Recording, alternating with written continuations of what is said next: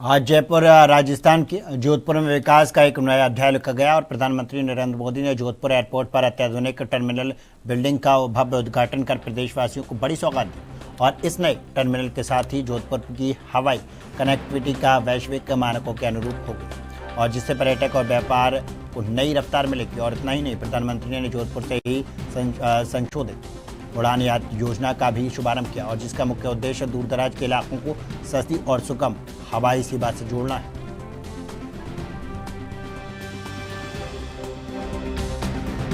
3.80 एकड़ की 37 एकड़ जमीन एयरफोर्स से लेकर के और एयरपोर्ट अथॉरिटी ऑफ इंडिया को मिले, ये एक बहुत बड़ी चुनौती थी।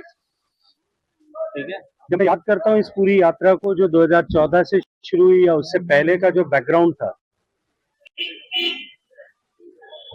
अनेक वर्षों तक प्रयास हुए। जोधपुर के लोगों का मंशा थी, इच्छा थी कि एयरपोर्ट यहीं रहे। बीच में एक समय में जोधपुर के उस समय के माननीय मुख्यमंत्री जोधपुर के थे, वो इस एयरपोर्ट को यहाँ से शिफ्ट करके कहीं और ले जाना चाहते थे, लेकिन जो है वो प्रयास भी पूरे तरह से सफल किसी तरह नहीं हो पाए।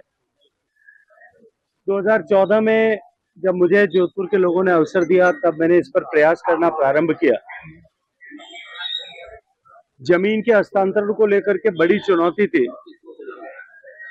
तत्कालीन नगर निगम के मेयर आदरणीय श्री घनश्याम ओझा साहब का, हमारी सम्मानीय मुख्यमंत्री तत्कालीन आदरणीय वसुंधरा जी का, सम्मानीय प्रधानमंत्री जी का, और सबसे ज्यादा धन्यवादी हूँ स्वर्गीय मनोहर पर्रिकर साहब का, जो उस समय रक्षा मंत्री थे।